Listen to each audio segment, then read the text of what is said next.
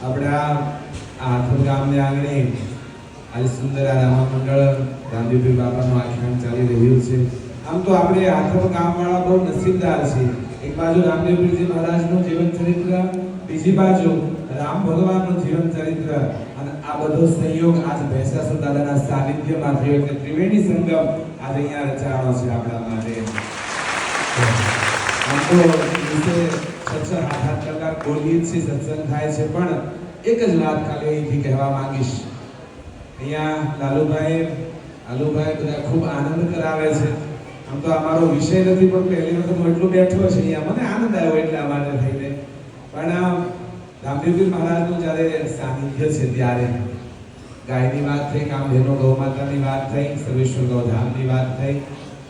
એક વાત રામદેવપીરજી મહારાજના જીવનમાંથી જે હું શીખ્યો છું, જે મને સમજાણું છે, રામદેવપીરજી મહારાજના જીવનના 3 કાર્ય એવા હતા જે આપણને ઉડીને આંખે વળગતા હતા। બાપાના જીવનમાંથી આ સમજવું જ પડે। પહેલું એક કામ હતું કે બાપાએ નાત જાતના વાડા તોડ્યા હતા। રામદેવપીરજી મહારાજનું જીવનનું પ્રિયમાં પ્રિય કોઈ ભક્ત હોય કોઈ ડાલી બાઈ નાત જાતના વાડા તોડ્યા હતા।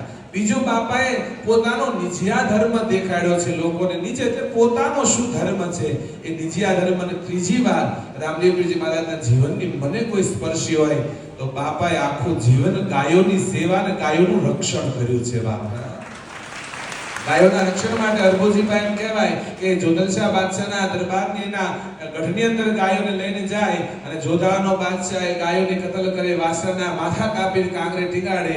તે દિવસે એ ગાયોની રક્ષણ કરવા માટે એને ભાઈ અરબોજી બોલાવીને દ્વારિકા યાત્રાએ ગયા રામદેવપીરજી મહારાજ। એ દ્વારકાથી અંદર ધ્યાન થઈને સીધી જોધાની બાદશાહની એની હવેલીની અંદર, એના નગરની અંદર બાદશાહને પરચો આપે ગાયો માટે થઈ રામદેવપીરજી મહારાજે ખૂબ મોટો એમ કહેવાય કે સેવાનો અંદર હૃદયથી હતો। ગાયો પ્રિય હતી। જો રામદેવપીરજી મહારાજના સાનિધ્યમાં હોય, એની સેવા કરતા હોય અને ગાયોની સેવા ન કરતા હોય તો રામદેવપીરજી મહારાજ રાજી ન થાય બાપ। એટલે બાપાના સાનિધ્યમાં છે અને એક પ્રાર્થના રામદેવપીરજી મહારાજનો પાઠ મંડાણો છે ત્યારે એમના ચરણોમાં કરીએ કે અમારા આથમ ગામની અખંડતા, એકતા, આ લાલુભાઈ તમે જોવો છો ને આ આનંદ અને આ ખરેખર ગામના વખાણ તો હું 6 દીથી કરતા હું નથી થાકતો। ગામની જે એકતા છે, ગામની જે અખંડતા છે, જે સર્વ જ્ઞાતિ સમભાવ છે, ખરેખર જ્યાં સુધી મને યાદ રહેશે ત્યાં સુધી આથમ ગામનો આ ભાવ મારા હૃદયમાં રહેવાનો છે। એટલે આપણી આ એકતા કાયમ ને કાયમ ટકી રહે, આવા ધર્મ કામ થતા રહે, ભગવાનના ચરણોમાં પ્રાર્થના। અસ્તુ, જય ગૌ।